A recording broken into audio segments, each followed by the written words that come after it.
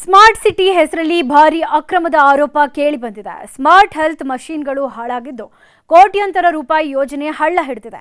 ಏನಿ ಹಗರಣ ಅಂತೀರಾ? ಈ ಸ್ಟೋರಿ ನೋಡಿ.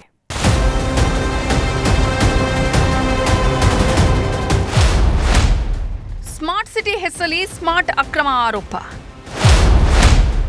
ಮಕಾಡೆ ಮಲಗಿದ ಸ್ಮಾರ್ಟ್ ಹೆಲ್ತ್ ಮಷೀನ್ಗಳು. ದೇಶದ ಹಲವು ನಗರಗಳಲ್ಲಿ ಸ್ಮಾರ್ಟ್ ಸಿಟಿ ಯೋಜನೆ ಜಾರಿಗೆ ಬಂದಿದೆ. ಕೇಂದ್ರ ಹಾಗೂ ರಾಜ್ಯ ಸರ್ಕಾರಗಳ ಅನುದಾನದೊಂದಿಗೆ ನಗರಗಳಲ್ಲಿ ಸ್ಮಾರ್ಟ್ ಮಾಡೋದೇ ಯೋಜನೆ ಉದ್ದೇಶ. ಆದರೆ ಸ್ಮಾರ್ಟ್ ಸಿಟಿ ಯೋಜನೆಯಲ್ಲಿಯೂ ಸ್ಮಾರ್ಟ್ ಆಗಿ ಅಕ್ರಮಗಳು ನಡೆದಿವೆ. ಅದಕ್ಕೆ ತಾಜಾ ನಿದರ್ಶನ ಹುಬ್ಬಳ್ಳಿಯಲ್ಲಿ ನಡೆದ ಸ್ಮಾರ್ಟ್ ಹೆಲ್ತ್ ಕೇರ್ ಅಕ್ರಮ.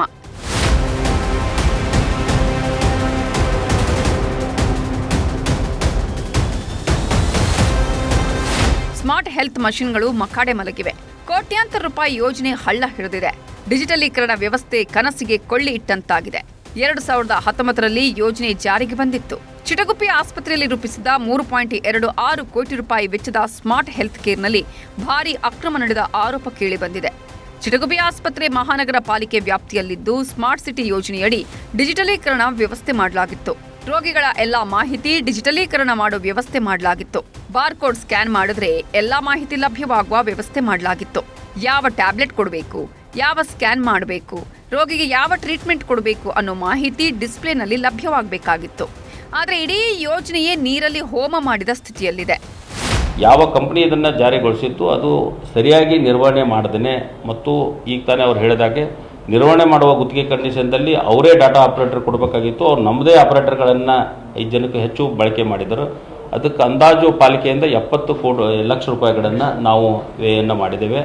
ಅದು ಸದ್ಯ ಅವ್ರ ಕಡೆ ಮಾಡೋದು. ಅವ್ರು ಬರೀ ಕೇವಲ ಬಂದು ಟ್ರೈನಿಂಗ್ ಕೊಟ್ಟು 2019ರಲ್ಲಿ ಹೋಗಿದ್ದು ಹೊರತುಪಡಿಸಿದ್ರೆ ಬೇರೆ ದಿವಸ ಅವರು ಯಾವುದೇ ಥರದ ಬಂದಿಲ್ಲ. ವಿಚಿತ್ರ ಅಂದರೆ ಅಳವಡಿಸಿದ ಯಂತ್ರಗಳ ನಿರ್ವಹಣೆಯನ್ನ ಸ್ಮಾರ್ಟ್ ಸಿಟಿ ಯೋಜನೆ ಅಡಿ ಮಾಡಬೇಕಿತ್ತು.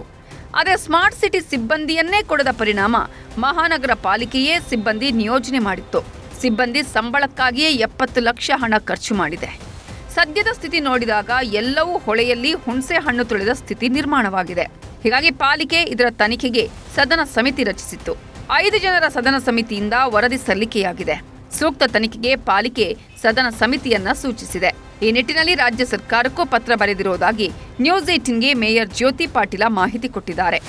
ಸಾರ್ವಜನಿಕರಿಗೆ ತೊಂದರೆ ಆಗಬಾರ್ದನ್ನೋ ನಿಟ್ಟಿನಲ್ಲಿ ನಾವೇ ನಮ್ಮ ಮಹಾನಗರ ಪಾಲಿಕೆಗಳಿಂದ ಸಿಬ್ಬಂದಿಗಳನ್ನ ಸಹ ಕೊಟ್ಟಿದ್ವಿ. ಆ ಸಿಬ್ಬಂದಿಗಳನ್ನ ವೇತನನೂ ಸಹ ನಾವೇ ಕೊಟ್ಟಿದ್ದೇವೆ. ಸರಿಸುಮಾರು ಒಂದು 70 ಲಕ್ಷ ರೂಪಾಯಿಗಳಷ್ಟು ವೇತನಗಳನ್ನ ಇಲ್ಲಿವರೆಗೂ ನಾವು ಅವರಿಗೆ ಕೊಟ್ಟಿದ್ದೀವಿ.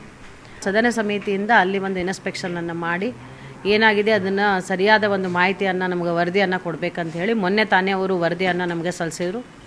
ಆ ವರದಿಯನ್ನು ನಾನು ನೋಡಿ ಈಗ ನಮ್ಮ ಮಾನ್ಯ ಆಯುಕ್ತರಿಗೆ ಅದನ್ನು ವರದಿಯನ್ನು ಕೊಟ್ಟಿದ್ದೇನೆ. ಮತ್ತು ಸರ್ಕಾರಕ್ಕೂ ಗಮನ ಸೆಳೆಯುವ ನೀತಿಯಲ್ಲಿ ನಾನು ಒಂದು ಪತ್ರವನ್ನು ಸಹ ಬರೆದಿದ್ದೇನೆ. ಒಟ್ಟಾರೆ ಸ್ಮಾರ್ಟ್ ಹೆಸರಲ್ಲಿ ಭಾರೀ ಅಕ್ರಮದ ಆರೋಪ ಕೇಳಿ ಬಂದಿದೆ. ಕೂಡಲೇ ಸಮಗ್ರ ತನಿಖೆ ನಡೆಸಿ ಸೂಕ್ತ ಕ್ರಮಕ್ಕೆ ಆಗ್ರಹಿಸಲಾಗಿದೆ. ಸ್ಮಾರ್ಟ್ ಹೆಸರಲ್ಲಿ ಕೊಳ್ಳೆ ಹೊಡೆದವರಿಂದ ಹಣ ವಸೂಲಿಗೆ ಆಗ್ರಹಿಸಲಾಗಿದೆ. ಶಿವರಾಮ ಸುಂಡಿ, ನ್ಯೂಸ್ 18 ಹುಬ್ಬಳ್ಳಿ.